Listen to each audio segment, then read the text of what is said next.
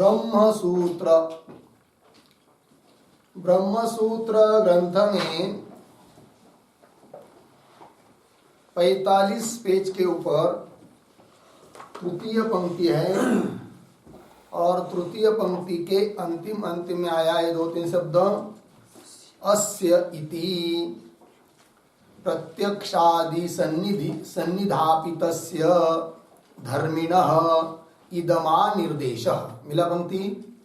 तो चलो भाई, तो बात चल रही है कि सूत्र है जन्माद्यस्य यतः, जन्मादि अस्य यतः, अस्य जन्मादि यतः, अर्थात इस जगत के जन्म स्थिति और लय जिससे होते हैं वह है ब्रह्म। तो ब्रह्म का लक्षण किया है इस सूत्र में, और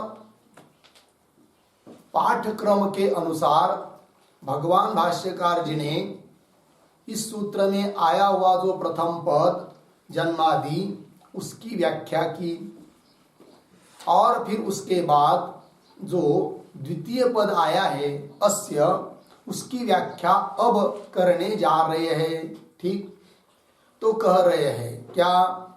अस्य इति, तो अस्य इस पद से, अस्य यह जो है वो इदम शब्द का रूप है।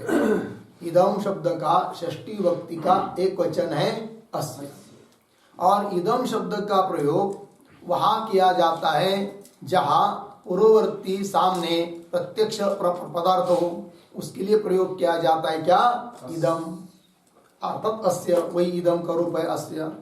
तो अस्य अर्थात इस जगत के जन्मादि, तो इस मतलब कौन? तो पूर्ववर्ती पदार्थ कोई जो सामने है उतने ही कोई ले लेगा, ऐसा न समझे। इसलिए भगवान भाष्यकार अस्य पद का क्या आशय है, क्या तात्पर्य है, उसको बता रहे हैं इस पंक्ति से।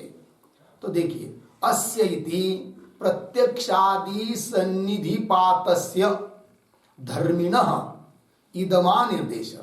अस्य इस पद के द्वारा, प्रत्यक्षादि प्रमाणों के द्वारा सन्निधापित अर्थात उपस्थित ऐसा जो धर्मी कार्य रूप जगत, उसका इदम शब्द से निर्देश किया है।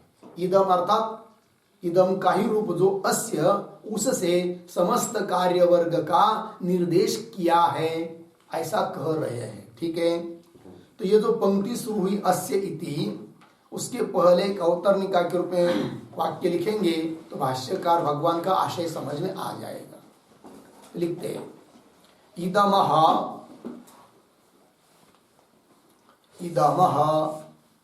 प्रत्यक्षार्थ मात्रवाचित्वम, प्रत्यक्षार्थ मात्रवाचित्वम आशंक्य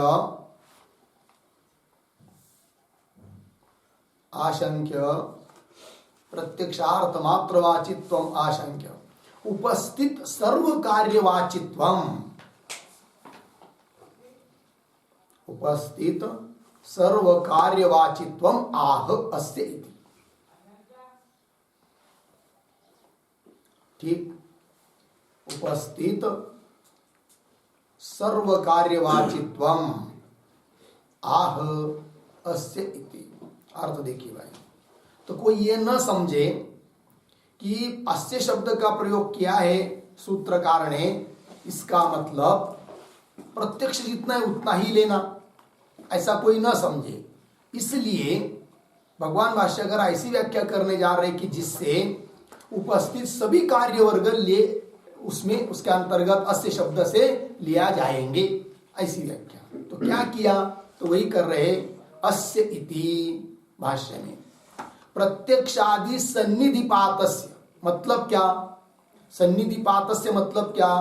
तो इसका अर्थ लिखिए, प्रत्यक्षादि सन्निधिपातस्य बराबर,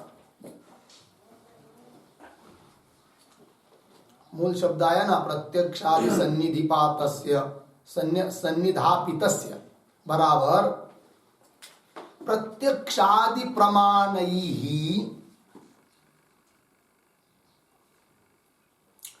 प्रत्यक्षादि प्रमाणैः सिद्धस्य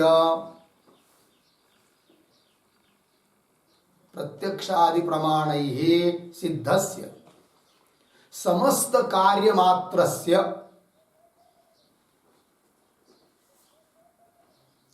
समस्त कार्यमात्रस्य धर्मिणः समस्त कार्यमात्रस्य धर्मिणः बराबर जगतः अर्धविराम इदमा इदमा प्रतीक बराबर अस्य इति शब्देन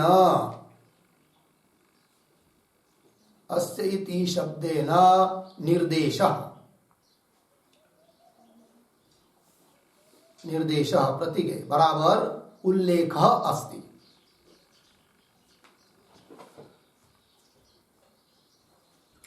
उल्लेख अस्ति हो गया। तो देखो भाई, तो प्रत्यक्षादि सन्निधापितस्य ये जो पद आया उसका अर्थ कर दिया कि प्रत्यक्षादि आदि शब्द से भी आएंगे अनुमान उपमान आदि। तो प्रत्यक्षादि प्रमाण ही सिद्धस्य सभी प्रमाणों के द्वारा सिद्ध जो है अर्थ अर्थात तात्पर्य समस्त कार्य मात्रस्य है कि नहीं।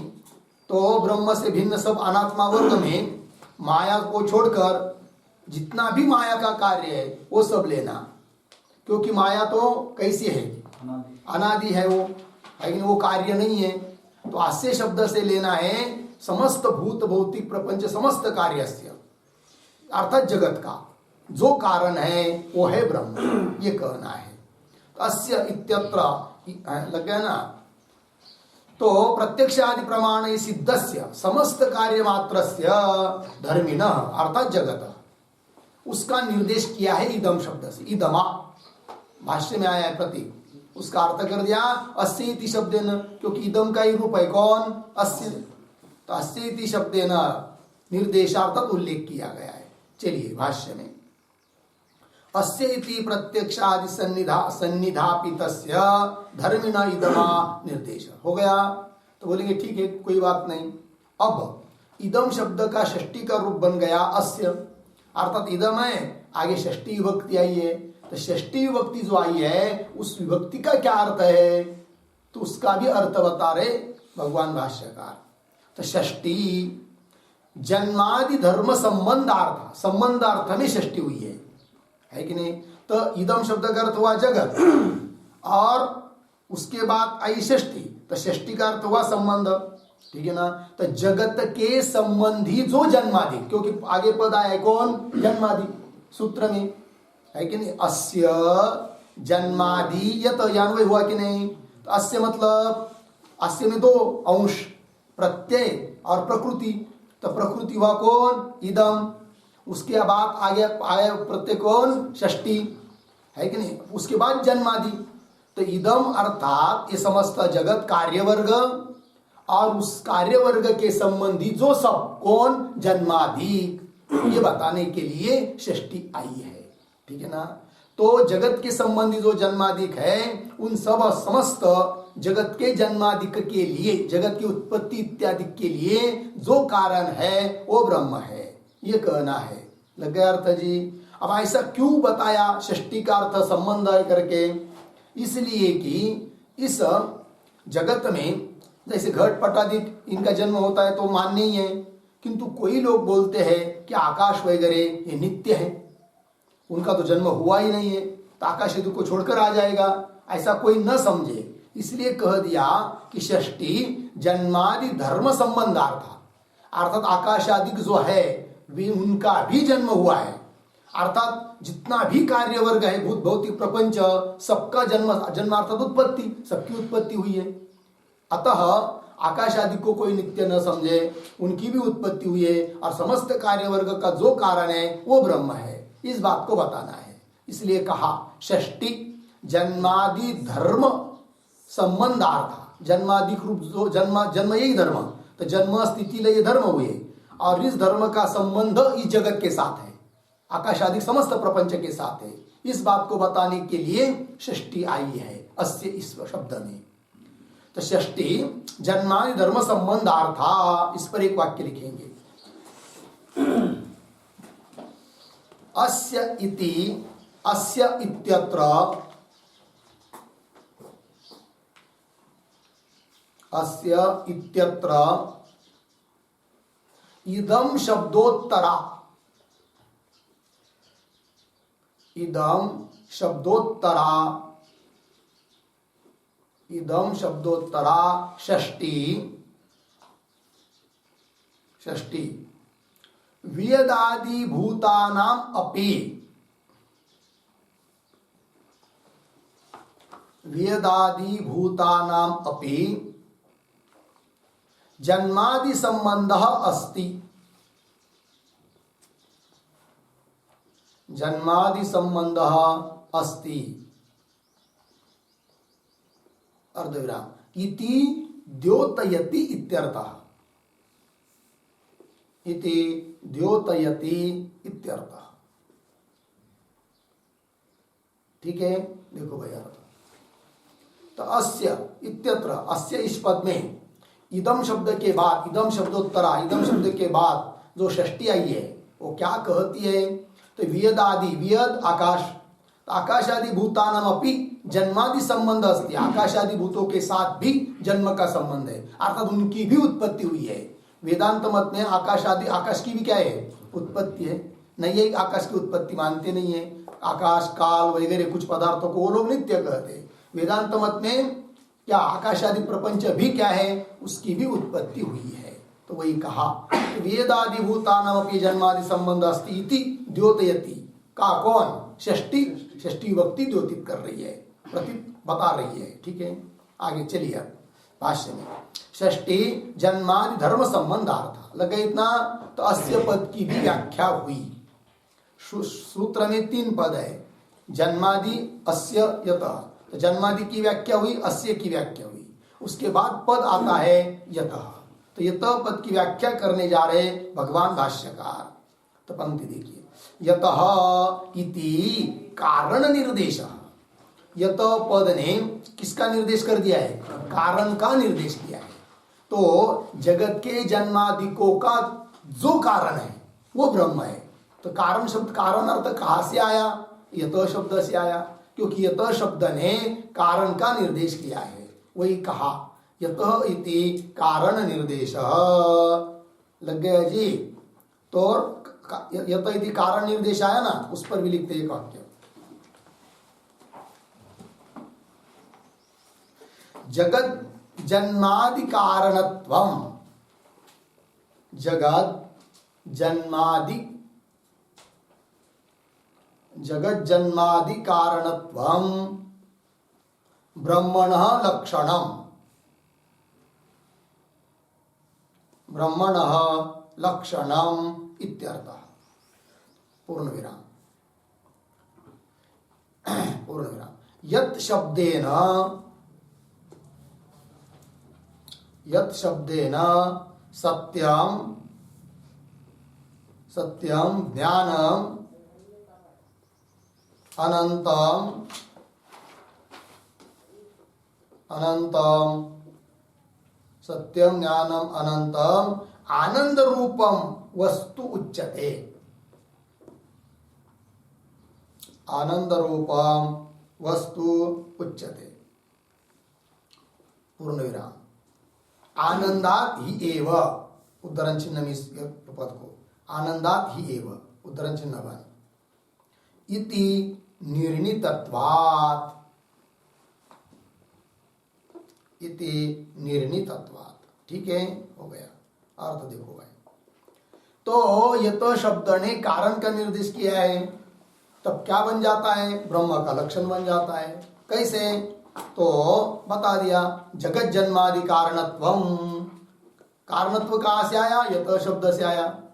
और जगत के जो जन्मादिक है, जन्म स्थिति लय आदि शब्द से, जगत के जन्मादिकों का जो कारण है वही ब्रह्म है। ये लक्षण बन गया। फिर वो कौन है कारण? तो बता रहे यत् शब्देन, यत् शब्द से सत्यम ज्ञानम अनंतम, आनंद रूपम, सत्य स्वरूप, ज्ञान स्वरूप, अनंत स्वरूप आनंद रूप जो वस्तु है उसको लेना है, अर्थात वो ब्रह्म है। अर्थात ब्रह्म से ही इस जगत की उत्पत्ति स्थिति और लय होती है। तो क्यों श्रुति बताती है आनंदात ही एव भूतानि, है कि नहीं? क्या है श्रुति? हो आनंदात एव ही खलु इमानि भूतानि जायन्ते आनंदेन जातानि जीवन्ति, यही ना? ये सब श्रुति है क्या? बराबर है। चलो, यतः इति लग गया ना? कहा गया? यतः इति कारण निर्देश होगा, इतना कारण का निर्देश हुआ। तो कौन है वो कारण? सच्चित आनंद स्वरूप परमात्मा ब्रह्म, वही इस जगत के जन्मादिकों का कारण है। ये बात हो गई। फिर आगे चलिए। अब तक सूत्रों के पदों का अर्थ बताया, अब कुल मिलाकर वाक्यार्थ बताने जा रहे हैं, ठीक है ना? आगे की पंक्ति से अस्य जगत इत्यादि पंक्ति से। तो उसके पूर्व में एक वाक्य लिखते अवतरणिका के रूप में।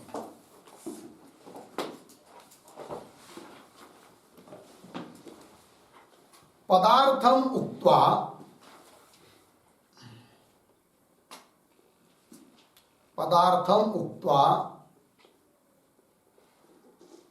पूर्वसूत्रस्थ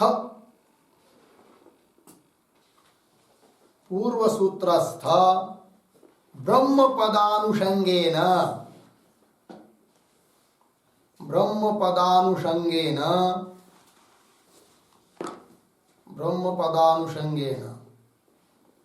तत्शब्द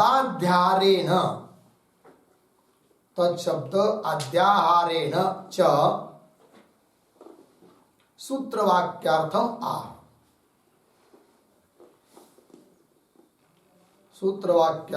आह अस्य जगत इति। ठीक है, अर्थ देखिए। अभी तक पदार्थों को बताया, मतलब पद, प्रत्येक पद का अर्थ क्या है उस बात को बताया। जन्मादि का क्या अर्थ है, अस्य का क्या अर्थ है, यत का क्या अर्थ है, षष्ठी का क्या अर्थ है, सब बताया। अब वाक्यार्थ बताना है, किंतु वाक्यार्थ बताने के लिए एक पद की अनुवृत्ति लानी पड़ती है और एक पद का अध्यार करना पड़ता है। तो वही कह रहे हैं पदार्थम उक्त्वा पूर्व सूत्र में पहले, इसके पहले सूत्र में विद्यमान जो ब्रह्म शब्द है, उस ब्रह्म शब्द की क्या करनी है? अनुवृत्ति। पदानुषंगेन, अनुषंग मतलब अनुवृत्ति करनी है, और तत्शब्द का अध्यार करना है।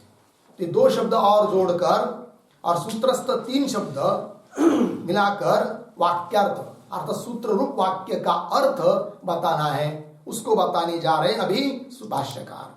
तो देखिए फिर, अस्य जगतः नाम रूपाभ्याम व्याकृतस्य अनेक कर्तृभोक्तृ संयुक्तस्य प्रतिनियत देश काल निमित्त क्रिया फलाश्रयस्य मनसा अपि अचिन्त्य रचना रूपस्य जन्म स्थिति भंगम यतः सर्वज्ञात सर्वशक्तेः कारणात् भवति तद ब्रह्म इति वाक्य शेष। ये संपूर्ण जन्माद्यस्य सूत्र का वाक्यार्थ होगा। ठीक है, तो थोड़ा सा इसमें अन्वय करेंगे। तो कैसा? तो पहले 2 शब्द छोड़कर पढ़ता हूं। देखिए, नाम रूपाभ्याम व्याकृतस्य अनेक कर्तृभोक्तृ संयुक्तस्य प्रतिनियत देश काल निमित्त क्रिया फलाश्रयस्य मनसा अपि अचिन्त्य रचना रूपस्य। या तक आए? फिर शुरू के 2 शब्द छूटे ना, उसको लेंगे। अस्य जगतः मिला, अस्य जगतः। फिर आगे सरल है, जन्म स्थिति भंगम यतः सर्वज्ञात सर्वशक्तेः कारणात् भवति तद ब्रह्म इति वाक्य शेष। तो देखो भाई, जगत के विशेषण दिए यहाँ बहुत सारे। तो पहला विशेषण है कैसा? ये जगत नाम रूपाभ्याम व्याकृतस्य, नाम और रूप से जो व्याकृत अर्थात अभिव्यक्त हुआ है। नाम रूपों के द्वारा अभिव्यक्त, ऐसा नहीं अर्थ करना। यो यहाँ पर जो तृतीय विभक्ति आई है वो इत्थम्भूत अर्थ में आई है, अभेद अर्थ में आई है, अर्थात नाम रूप से व्यक्त हुआ है, अभिव्यक्त हुआ है जो, ऐसा यह जगत है, नाम रूपात्मक जगत है। ठीक है जी। तो देखो भाई, नाम रूपाभ्याम व्याकृतस्य, और कैसा यह जगत, तो आगे बता रहे हैं अनेक कर्तृ भोक्तृ अनेक कर्तृ भोक्तृ संयुक्त, भोक्तृ एक शब्द भोक्तृ है ना, हाँ नीचे कर रह गया रुकार, अनेक कर्तृ भोक्तृ संयुक्त, ऐसा यह जगत है कि जिसमें अनेक कर्ता है, अनेक भोक्ता है। और ये कोई जरूरत नहीं है कि जो करता है वही भोगता है, कुछ करता ही है, कुछ केवल भोगता ही है, और कुछ करता भी है और भोगता भी है। तो बोलेंगे कैसे उदाहरण, तो जैसे कोई कोई केवल करता ही है कि नहीं, और भोगता दूसरा होता है कि नहीं। उदाहरण, जैसे यज्ञ करते लोग, तो एक यजमान होता है घर का मालिक, यज्ञ कराने वाला, और वो क्या करता है, ब्राह्मण आदि को, ऋत्विज को बुलाकर यज्ञ करवाता है। तो वहां पर यज्ञ को करने वाले ऋत्विज हो गए, तो वे केवल कर्ता हुए, किंतु उस यज्ञ का फल भोगने वाला, स्वर्ग को भोगने वाला कौन है, यजमान है। तो भोक्ता यजमान हुआ, कर्ता अलग है, भोक्ता अलग है। ठीक है। दूसरा उदाहरण, जैसे हम लोग, कोई भी मनुष्य संसारी श्राद्ध कर्म करता है, पिता आदि मरने के बाद 1 साल के बाद श्राद्ध करता है, तो श्राद्ध कर्म करने वाला कौन हुआ, पुत्र, करता हुआ श्राद्ध कर्म का, और उसका फल भोगने वाला कौन हुआ, पितर हुआ। तो भोक्ता अलग हुआ, कर्ता अलग हुआ। और एक उदाहरण देखेंगे, जैसे एक वैश्वानरेष्टि नाम का एक याग है, उसमें क्या होता है, उस याग को करने वाला होता है पिता, तो कर्ता कौन हुआ, पिता, और उसका फल मिलता है पुत्र को, तो भोक्ता कौन हुआ, पुत्र हुआ। कहने का तात्पर्य, कैसा यह जगत है कि जिसमें अनेक करता है, अनेक भोक्ता है, कोई केवल करता है, कोई केवल भोक्ता है, और कुछ कुछ ऐसे भी है, क्या करता भी वही, भोक्ता भी वही। समझ लीजिए किसी ने रसोई बनाई, अपने लिए बनाई, और आप स्वयं ने खाया, तो करता भी वही हुआ, भोक्ता भी वही हुआ।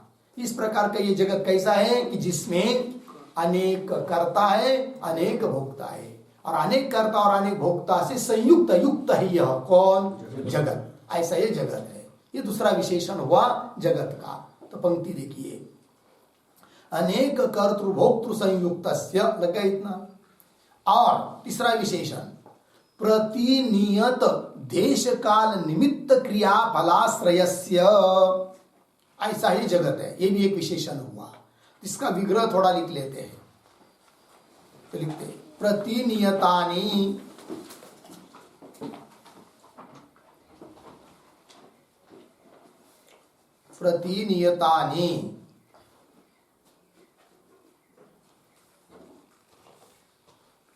बराबर व्यवस्थितानि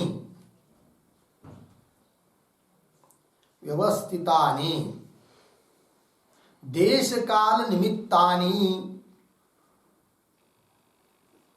व्यवस्थितानि देश काल निमित्तानि, येषाम क्रियाफलानां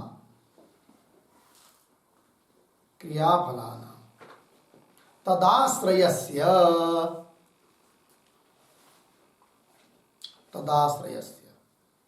ठीक है, हो गया।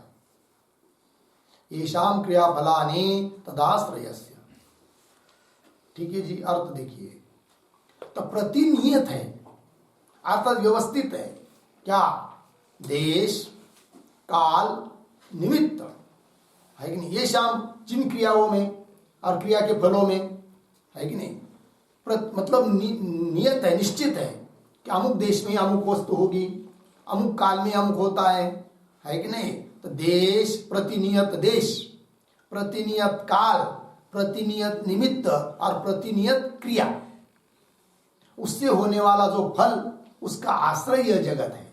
ठीक है ना जी। प्रतिनियत है मतलब व्यवस्थित है, अर्थात उसका निश्चित है।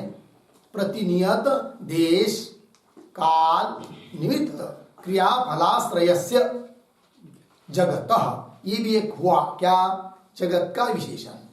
अब देखो भाई, प्रतिनियत देश प्रतिनियत काल ये होता है। जैसे कोई चीज उस देश में उत्पन्न होती है तो प्रतिनियत देश हुआ। जैसे हम लोग देखते हैं व्यवहार में भी सभी वस्तु शब्द सब जगह उत्पन्न होती है क्या, नहीं। नारियल विशेष करके कहाँ होता है, कोकण में ही होता है, तो प्रतिनियत देश हुआ। केसर आदि तो पदार्थ है उस जगह ही होते हैं।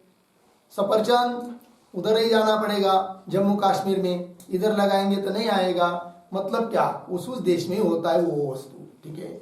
और प्रतिनियत जैसा देश है वैसा प्रतिनियत काल भी होता है कि नहीं।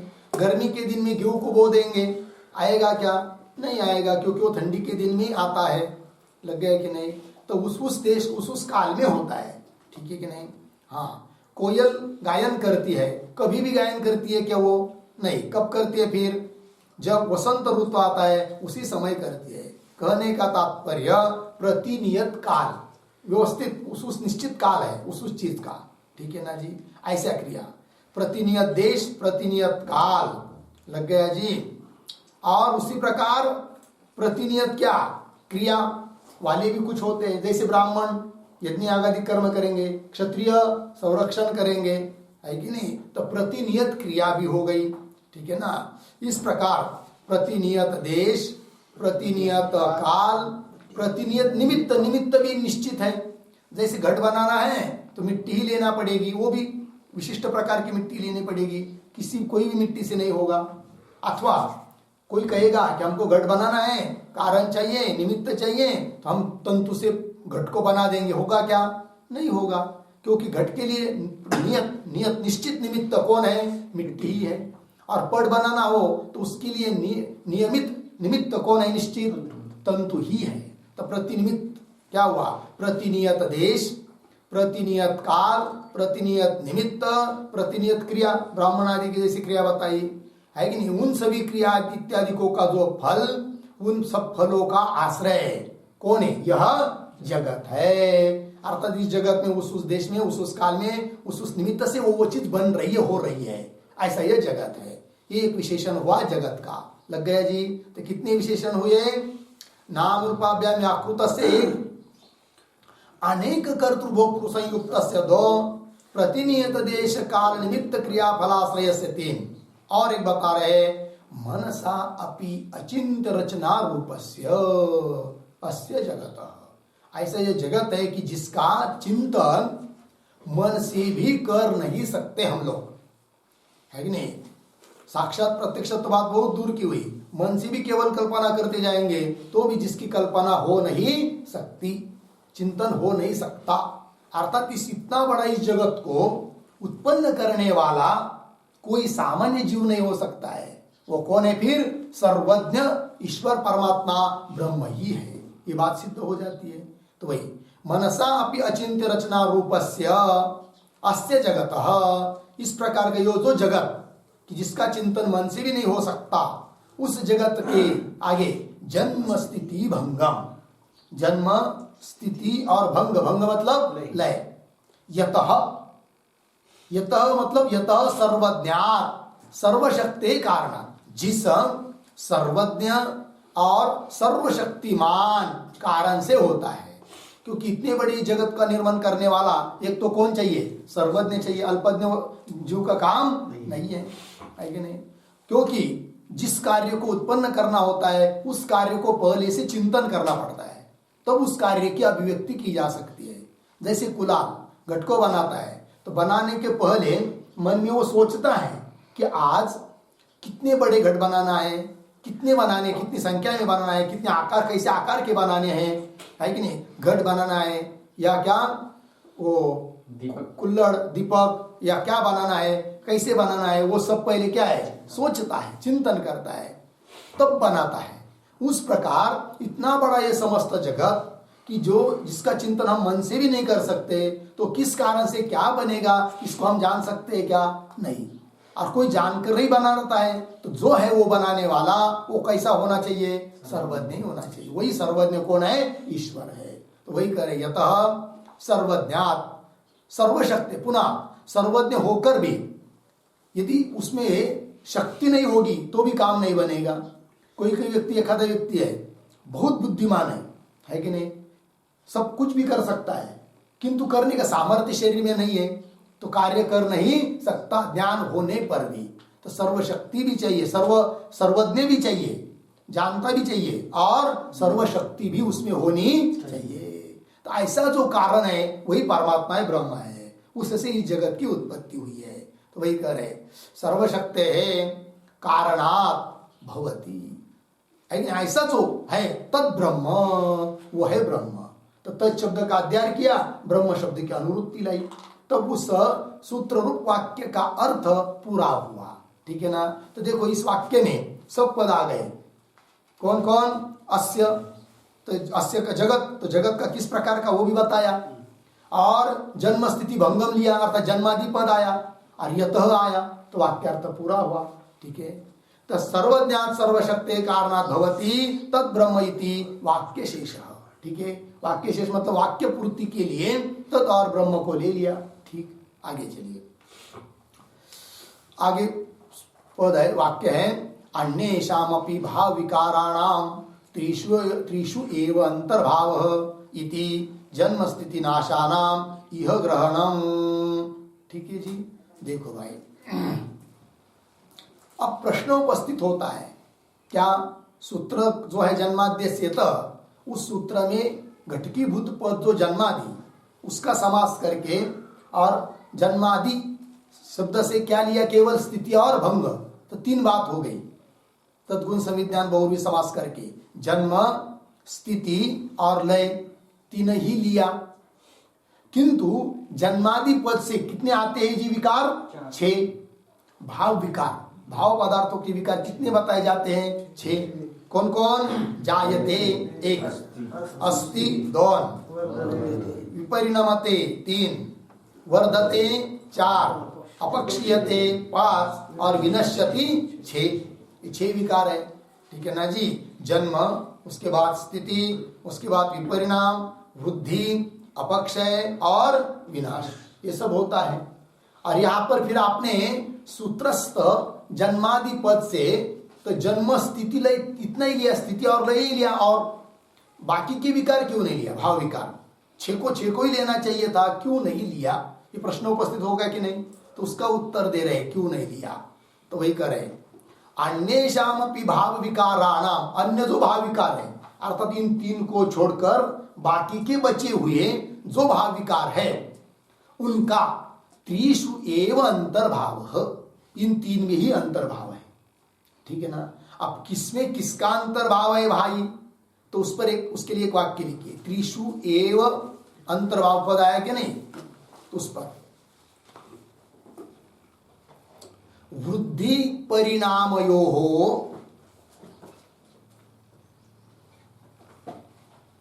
वृद्धि परिणामयोः जन्मनि,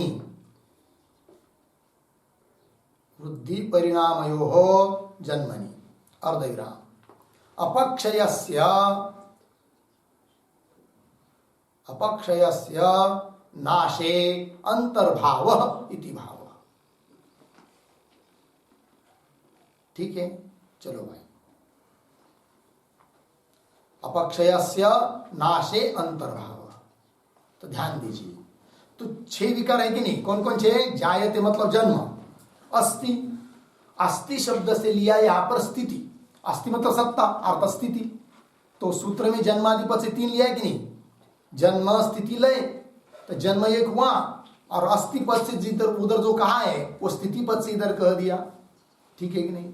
और उन 6 भाव विकारों में जो अंतिम वाला है कौन, विनाश, विनश्यति है कि नहीं, उसको लिया यहां पर किस शब्द से, भंग अर्थात लय, 3 लिया कि नहीं, जन्म स्थिति भंग लय, तो उधर की 3 इसमें आ गए, 3 तो है ही, कौन कौन, उधर का जन्म, और उधर जिसको अस्ति शब्द से कहा उधर इधर हो गया स्थिति, और उधर विनश्यति शब्द से जो कहा है उसको यहाँ पर लय, तो 3 तो आ गए, रह गए 3 6 में से, तो कौन कौन 3 रहे थे, बचे थे विपरिणाम, वृद्धि और अपक्ष है, 3 बचे कि नहीं।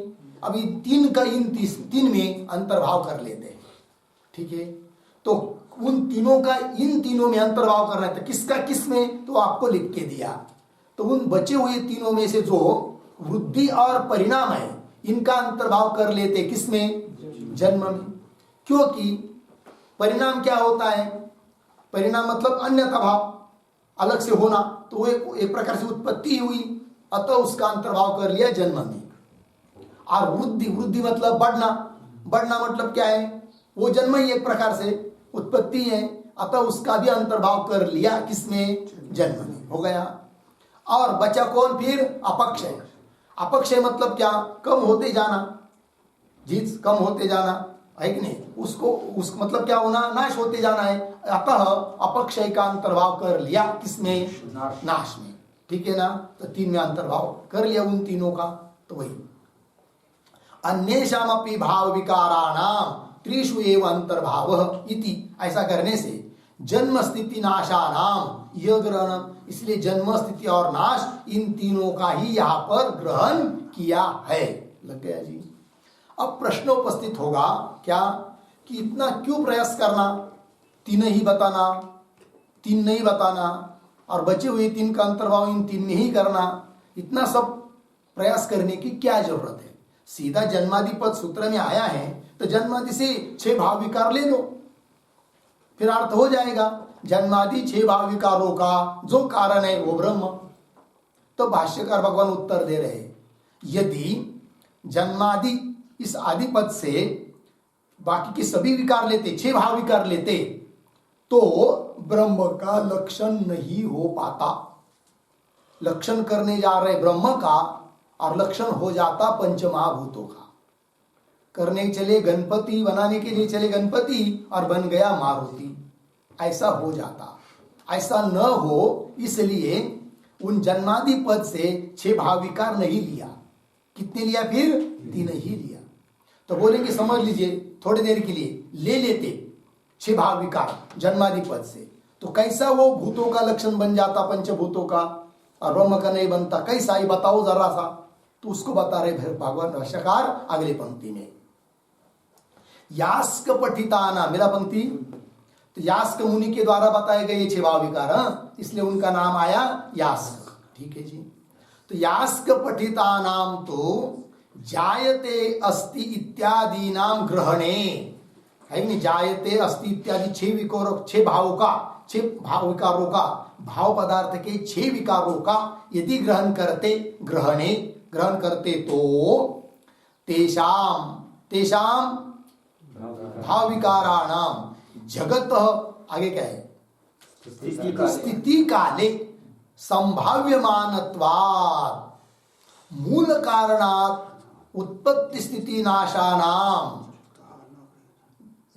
नाशाः क्या है आगे, जगत, हाँ, उत्पत्ति स्थिति नाशाः जगत न गृहीताः स्युः इति आशंकेत, अर्धविराम, तन्माशंकित, फिर आगे कह रहे, ठीक है ना। तो इतने को पहले समझ लेंगे, आशंकेत यहां तक। अंतिम के 2-4 पदों का थोड़ा अन्वय भी है। तो कैसा, कहां से, संभाव्यमानत्वात् है कि बीच में, उसके आगे क्या है, संभाव्यमानत्वात् के आगे मूल कारण देना, उसको नहीं लेंगे। अन्वय कैसा देखिए, संभाव्यमानत्वात्, उसके बाद जगतः, उसके पीछे उत्पत्ति स्थिति नाशाः, उसके पीछे मूल कारणात्, आगे न गृहीताः स्युः इति आशंकेत, ऐसी कोई शंका करेगा, वो शंका न हो, इसलिए 6 को न लेकर 3 को ही लिया। पंक्ति लगी, तो कैसे, फिर थोड़ा सा समझ लेंगे। तो यास्क पठिता नाम, यास्क मुनि के द्वारा बताए गए हैं कौन, 6 विकार, भाव पदार्थों के 6 विकार, है कि नहीं। यास्क मुनि का एक वाक्य आता है, क्या वाक्य आता है, देहो जायते अस्ति वर्धते विपरिणमते अपक्षीयते नश्यति, निरुक्त का वाक्य है, भाष्य में नहीं है कि नहीं, तो वाक्य है। तो उन वाक्य में कहे हुए जो 6 भाव विकार है उसको नहीं लेना है जन्मादि पद से, ठीक है ना, ये तात्पर्य है। तो क्यों नहीं लेंगे? यदि लेते तो क्या होता, तो ब्रह्म का लक्षण न बनकर भूतों का लक्षण बन जाता, इसलिए उनको 6 भाव विकारों को नहीं लेना है, ठीक है जी। तो थोड़ा सा इस पर लिखेंगे, इतिहासंकित आया था कि नहीं, पहले देखिए पुनः एक बार वाक्य, यास्क पठिता नाम तू जायते अस्ति इत्यादि नाम ग्रहणे, व्यास मुनि के द्वारा पठित जो जायते अस्ति इत्यादि वाक्य है, इत्यादि वाक्यों के द्वारा पढ़े गए जो 6 भाव विकार है उनका ग्रहणे, जायते अस्ति इत्यादि नाम ग्रहणे, उनका यदि ग्रहण करते हैं तो तेषाम भाव विकाराणाम जगत स्थिति काले, जगत के स्थिति काल में उन्होंने वो भाव विकार देखे हैं, है कि नहीं। क्या देखा उन्होंने? यास्क मुनि ने देखा, देखो पंचमहाभूतों से सब भौतिक प्रपंच उत्पन्न हुआ है, और हर एक पदार्थ देखो जन्म होता है, कुछ काल स्थित रहता है, फिर उसका परिणाम होता है, वृद्धि होती है, फिर अपक्षय होता है, फिर नष्ट होता है। 6 भाव पदार्थ के 6 विकारों को देखा, उन किसने? यास्क मुनि। कब देखा? जगत के स्थिति काल में देखा, है कि नहीं। जगत उत्पन्न होने के बाद स्थिति काल में देखा। फिर यदि लक्षण करेंगे इस प्रकार के जो जन्मादि 6 भाव विकार है उनका जो कारण, है कि नहीं, तो जैसे घट पट मठ पेड़ पौधा ये सब भाव पदार्थ है, इनके जो जन्मादि 6 भाव विकार उनका जो कारण, तो उनका कारण कौन हो जाएंगे? पंचमहाभूत, अपंचकृत पंचमहाभूत। तो लक्षण कर रहे थे ब्रह्म का, लक्षण बनेगा किनका? भूतों का, पंचमहाभूतों का। ऐसा न हो इसलिए वो 6 भाव विकार नहीं लेना है। वही कहा कि नहीं, देखो जगत स्थिति काले संभाव्यमानत्वा, जगत की स्थिति काल में उनकी संभावना है इन 6 भाव विकारों की, इसलिए क्या होगा फिर? संभाव्यमानत्वात्। फिर आगे जगत उत्पत्ति स्थिति नाशा, जगत की उत्पत्ति, जगत की स्थिति और जगत का नाश मूल कारणात् न गृहीता स्यु, मूल कारण से उनका ग्रहण नहीं होगा। अर्थात जगत की उत्पत्ति स्थिति लय जिस मूल कारण से होनी है ब्रह्म से, उसको लेना है कि नहीं, तो उसका ग्रहण नहीं होगा। फिर ग्रहण किसका होगा? पंचमहाभूतों का होगा। मूल कारणात् न गृहीता स्यु इति आशंकेत, ऐसी किसी को शंका होगी। फिर आगे कह रहे तन्नाशंकी, वैसी कोई शंका न करे इति, इसलिए पंक्ति देखिए भाष्य क्या पहले, इति या उत्पत्ति ब्रह्मणः, ब्रह्म इति ब्रह्मणः या उत्पत्ति, इस प्रकार ब्रह्म से जो उत्पत्ति हुई है, पुनः तत्र एव स्थिति, उस ब्रह्म में ही क्या स्थिति, और प्रलयश्च ते एव गृह्यन्ते, मिला, ते एव गृह्यन्ते, ते एव का अर्थ लिखिए श्रुत्युक्ताः एव, ते एव का मतलब है श्रुत्युक्ताः एव, श्रुति में बताए हुए जो 3 हैं, उत्पत्ति स्थिति लय, उनका ही ग्रहण किया, ये बात हो गई। ठीक है, चलो अब यहां पर इस पंक्ति में जो पद आए न गृहीता स्यु इति आशंकेत, ऐसा आया कि नहीं, मिला कि नहीं? न गृहीता स्यु इति आशंकेत, उसके आधार पर एक टिप्पणी लिखते हैं। तो लिखो भाई, उत्पन्नानाम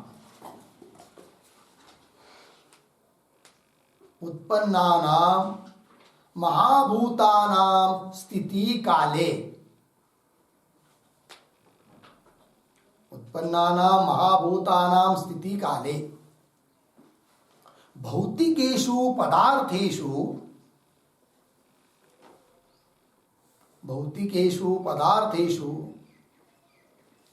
प्रत्यक्षेण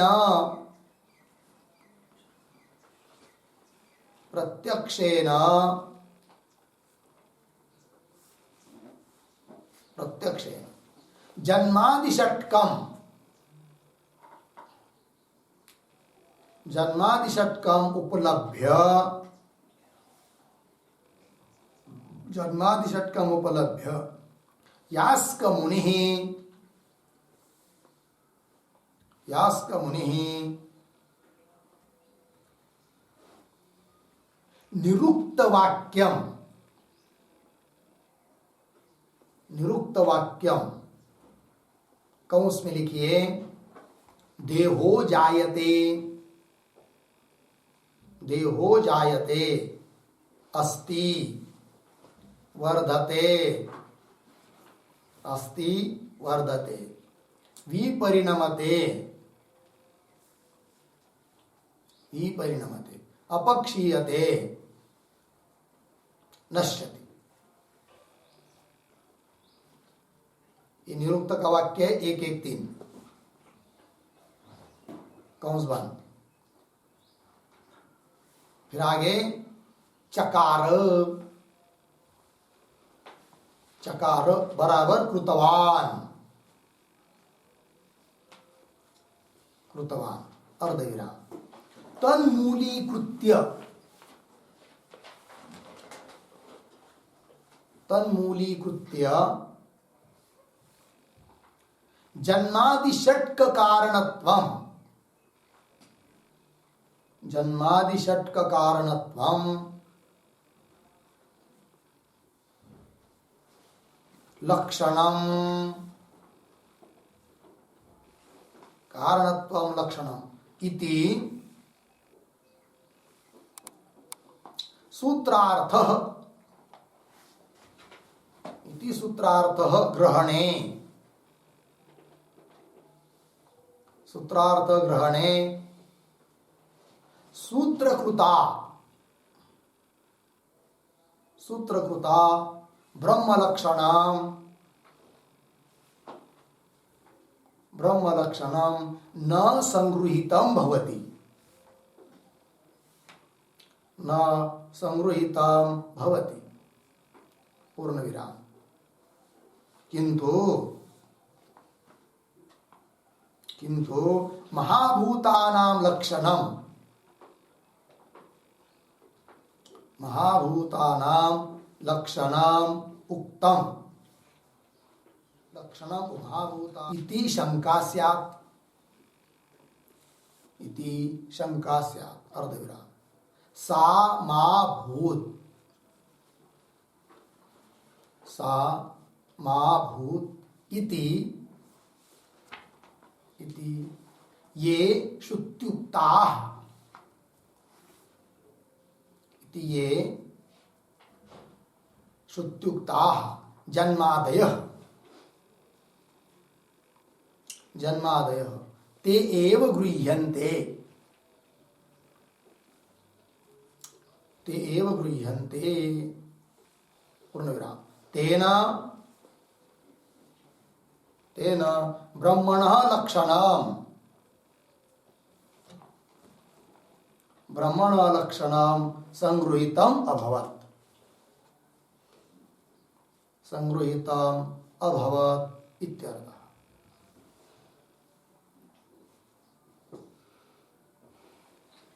ठीक है, देखो भाई अर्थ। तो उत्पन्नानां महाभूतानां स्थिति काले, उत्पन्न हुए जो महाभूत उनके स्थिति काल में भौतिकेषु पदार्थेषु, भूतों से उत्पन्न भौतिक पदार्थ सभी घटपट मठादि भौतिकेषु पदार्थेषु प्रत्यक्ष प्रमाणेन, प्रत्यक्षेन जन्मादि षट्कम उपलब्ध, यास्क मुनि ने देखा कि सभी पदार्थों में क्या दिखाई दे रहे, जन्मादि 6 भाव विकार दिखाई दे रहे, 6 विकार। प्रत्यक्षेन जन्मादि षट्कम उपलब्ध यास्क मुनि क्या निरुक्त वाक्यम चकार, निरुक्त वाक्य उन्होंने कहा। कौन वो निरुक्त वाक्य? देहो जायते वगैरह वगैरह, ये निरुक्त वाक्य को बोले कि जिसमें 6 विकार बताए हैं। तन्मूली कृत्य, उसको, उस यास्क मुनि को आधार बनाकर यदि ये सूत्र रहता, मतलब इस सूत्र का मूल यतोवा इमानि भूतानि जायन्ति श्रुति न मानकर यास्क मुनि का वाक्य मानते, अर्थात इस सूत्र में आया हुआ जन्मादि पद उससे 6 भाव विकार को लेते, क्या होता? तो भूतों का लक्षण बन जाता, न कि ब्रह्म का। ये कह रहे हैं तन्मूलीकृत्य जन्मादि षटक कारणत्वम, ऐसा यदि लक्षण करते तो क्या होगा, इति सूत्रार्थ ग्रहणे, ऐसा सूत्रार्थ करने पर सूत्रकृता ब्रह्म लक्षणम न संगृहीतम भवति, तो सूत्रकार ने ब्रह्म का लक्षण किया ऐसा सिद्ध नहीं हो पाता। फिर किंतु महाभूतानाम लक्षणम, क्योंकि भौतिक पदार्थों में ये सब 6 भाव विकार दिखाई दे रहे, और इन 6 भाव विकारों वाले जो भौतिक पदार्थ है उनका जो कारण तो कौन, पंचमहाभूत, तो भूतों का लक्षण बन जाता, न कि ब्रह्म का नहीं बनता। ऐसी कोई शंका कर सकता जब जन्मादि से 6 भाव विकार लेते तो ऐसी शंका किसी के मन में न आवे। अतः जन्मादि सूत्रस्थ जन्मादि पद से जन्मादि 6 भाव विकार को न लेकर 3 ही लिए। तो बोलेंगे 3 ही क्यों लिए, 3 इसलिए लिए कि श्रुति ने 3 बताए हैं, जन्म स्थिति और लय। तो देखो भाई, किंतु महाभूतानाम लक्षणम उक्तम इति शंका स्यात्, सामाभूत ऐसी शंका किसी को न हो। इति ये श्रुत्युक्ता जन्मादय, श्रुति के द्वारा बताए गए जो जन्मादि के जन्म स्थिति लय, ते एव गृह्यन्ते, उन तीनों का ही ग्रहण करेंगे। तेन, उससे क्या होगा, ब्रह्मण लक्षणम संगृहीतम अभवत्, ब्रह्म का लक्षण बन गया। लग गया पंक्ति। अब देखो भाई भाष्य में मूल में चलिए। तो यास्क पठितानां तु जायते अस्ति इत्यादि नाम ग्रहणे तेषां जगत स्थिति काले संभाव्यमानत्वात्, जगत की स्थिति काल में उनकी संभावना होने के कारण, ठीक, जगत उत्पत्ति स्थिति नाशाः, जगत की उत्पत्ति स्थिति और नाश ये मूल कारण से होते हैं, ये ग्रहित नहीं होगा। मूल कारणात् न गृहीता स्युः, ग्रहण नहीं हो पाएगा। इति आशंकेत, ऐसी कोई शंका करेगा। तन्माशंकी, ऐसी शंका कोई न करे। इति, इसलिए क्या, या उत्पत्ति ब्रह्मण, कैसा पढ़ेंगे, इति ब्रह्मण या उत्पत्ति, ऐसा अन्वय। शंकी के बाद इति आया कि नहीं, उसके बाद इति ब्रह्मण या उत्पत्ति, ब्रह्म की जो उत्पत्ति है, पुनः तत्र एव स्थिति, उस ब्रह्म में ही क्या है, इस जगत की स्थिति है, और प्रलय भी उसी में है कि नहीं, प्रलयश्च। इसलिए ते एव गृह्यन्ते, तेव श्रुत्युक्ताः जन्म स्थिति लयाः एव गृह्यन्ते। ठीक है, हो गया जी।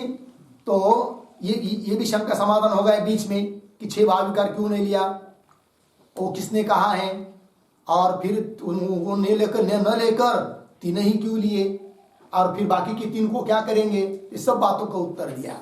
उन तीनों का अंतर्भाव 3 में करेंगे। उन 6 विकार यास्क मुनि ने कहे थे, जगत की स्थिति काल में प्रत्यक्ष प्रमाण से उपलब्ध उनको हुए थे, इसलिए उन्होंने कहा था यदि उनको लेते तो ब्रह्म का लक्षण नहीं बन पाता, महाभूतों का लक्षण बनता, वो हमको नहीं चाहिए, लक्षण करना है ब्रह्म का। अतः 3 ही लिए, जन्म स्थिति लय 3 ही क्यों लिए, श्रुति ने 3 ही बताया है, इसलिए 3 लिए। ठीक है ना, जगत की जन्म, जगत की स्थिति और जगत का लय जिसमें है वो है कौन, ब्रह्म, ते ब्रह्म का लक्षण बन गया। ठीक है, आगे चलिए। आगे न यथोक्त इत्यादि पंक्ति है। ठीक है, इस पंक्ति से अब क्या कहने जा रहे हैं भगवान भाष्यकार, कि ब्रह्म को छोड़कर जगत के जन्मादिक किसी से भी उत्पन्न नहीं हो सकते हैं। मतलब जगत का, ब्रह्म विना जगत जन्मादिकम न संभवति, ब्रह्म को छोड़कर जगत के जन्मादिक और किसी कारण से नहीं हो सकते, ब्रह्म से हो सकते हैं। इस बात को संक्षिप्त में कह रहे हैं यहां पर, विस्तार पूर्वक कहेंगे आगे द्वितीय अध्याय के द्वितीय पाद में, तर्क पाद में, कि जगत के लिए कारण ब्रह्म ही क्यों, बाकी क्यों नहीं, बाकियों का खंडन, और कारण ब्रह्म में, कारणता ब्रह्म ही है, इस बात का विस्तार से वर्णन होगा वहां पर। यहां पर संक्षेप में कह रहे, पंक्ति को देखिए। न का अन्वय बाद में करेंगे। देखो, यथोक्त विशेषणस्य जगतः, यथोक्त विशेषणम ईश्वरम मुक्त्वा, अन्य मुक्त्वा, ये ना, अन्यतः प्रधानात् अचेतनात्, अचेतनात् प्रधानात् अर्धविराम, अनुभ्यः अर्धविराम, अभावात् अर्धविराम, संसारिणः वा उत्पत्त्यादि संभावयितुं शक्यम। तो वाक्य के आरंभ में जो न आया था कि नहीं, उस न का अन्वय किधर, शक्यम के साथ। तो संभावयितुम न शक्यम। मिला जी? तो देखो पुनः एक बार, तो यथोक्त विशेषणस्य जगतः, कैसा जगत? इस जगत के, जगत, जगत का इसका अन्वय किसके साथ है? जगतः उत्पत्त्यादि, अंतिम है कि नहीं? मतलब लिखना नहीं, अन्वय समझना है। यथोक्त विशेषण वाला जो जगत, उस जगत के जन्मादिक क्या संभावितुम न शक्यम, किससे? यथोक्त विशेषणम ईश्वरम मुक्त्वा, यथोक्त विशेषण वाला जो ईश्वर, उसको छोड़कर अन्य किसी से भी जगत की उत्पत्ति, स्थिति और लय हो नहीं सकते, ये कह रहे हैं। तो पुनः देखिए, यथोक्त विशेषण से जगत, यथोक्त विशेषण वाला जगत, मतलब जैसे विशेषण जगत के पहले हमने कहे हैं, उस विशेषण वाले जगत की उत्पत्ति आदि ईश्वर को छोड़कर अन्य किसी से नहीं। तो कौन विशेषण कहे हैं जगत के? तो अभी अभी कहे ऊपर 2-3 पंक्ति पूर्व में, नाम रूपाभ्याम व्याकृतस्य, है कि नहीं?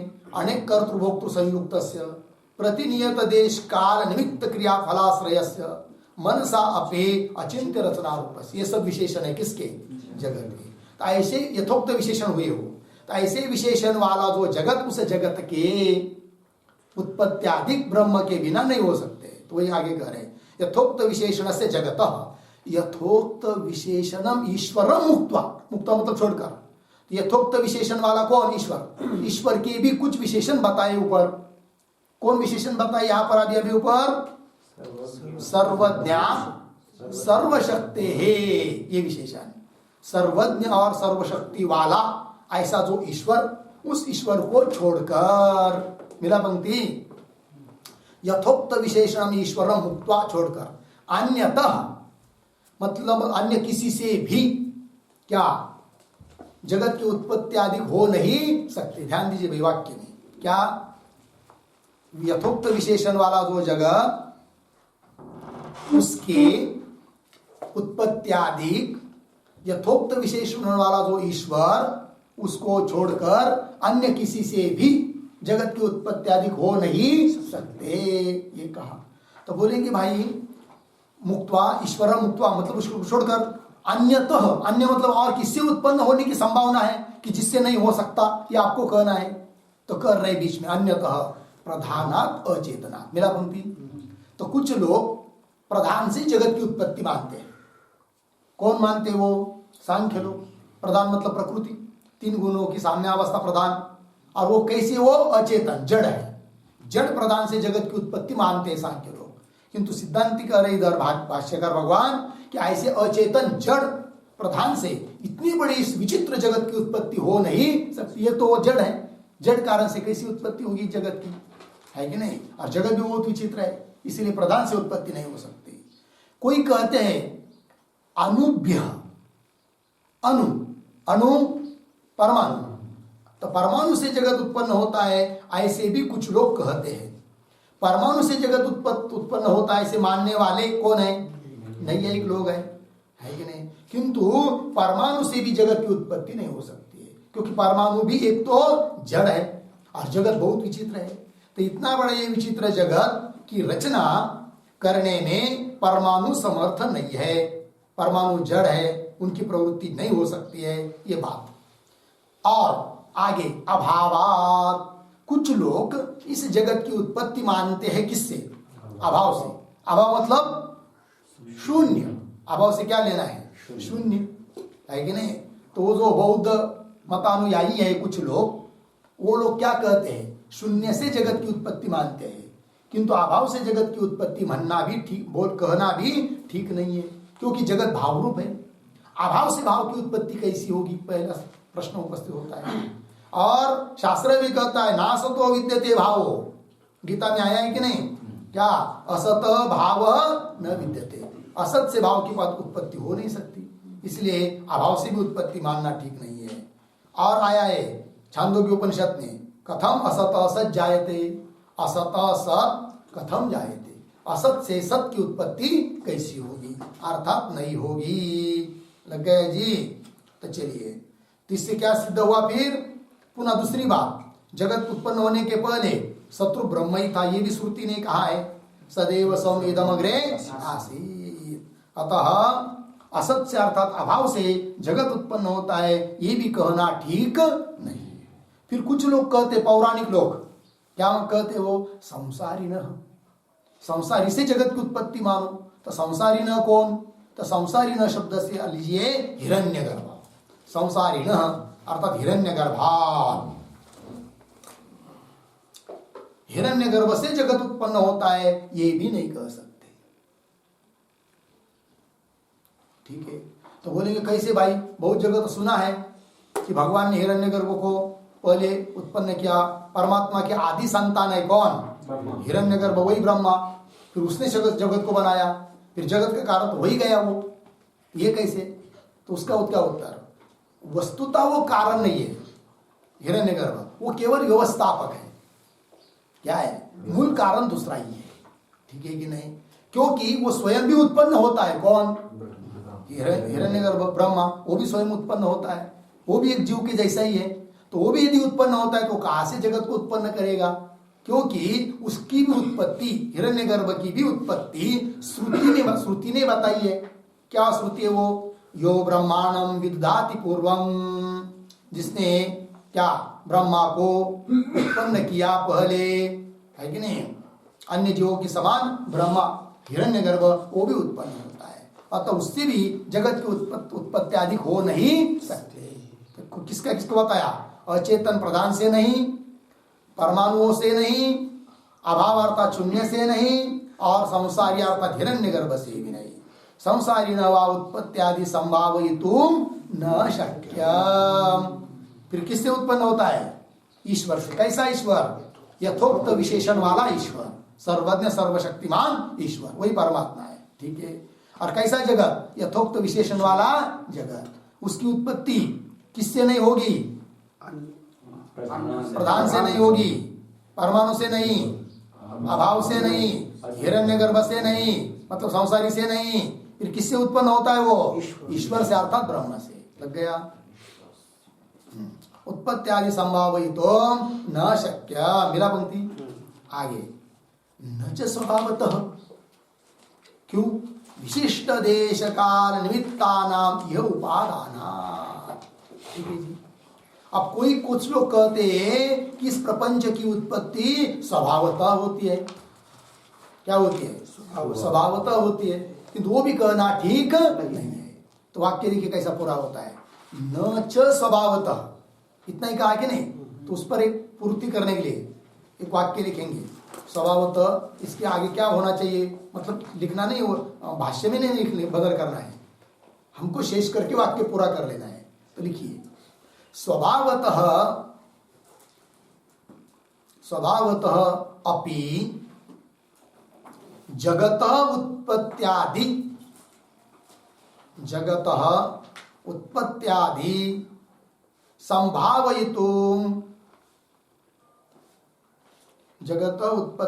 संभावयितुम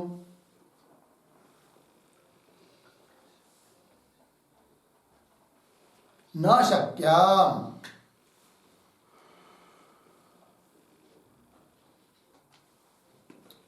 लिखा क्या? स्वभावतः जगतः उत्पत्त्यादि संभावयितुम न शक्यम। तो वाक्य पूरा हुआ। तो भाष्य में क्या वाक्य था? न स्वभावतः, इसका मतलब स्वभाव से भी जगत की उत्पत्त्यादि होना संभावयितुम न शक्यम। क्यों? प्रश्न होगा कि नहीं, क्यों स्वभावतः जगत की उत्पत्ति नहीं होगी? उसके लिए हेतु दिया है, विशिष्ट देश काल निमित्तानाम यह उपादाना। ये हेतु बताया, कारण बताया। ऐसा होने के कारण स्वभावतः जगत की उत्पत्ति होती है, ये कहना ठीक नहीं है। ठीक है ना? तो इसका विचार हम लोग कल करेंगे। ओम पूर्णमदः पूर्णमिदं पूर्णात् पूर्णमुदच्यते पूर्णस्य पूर्णमादाय पूर्णमेवावशिष्यते।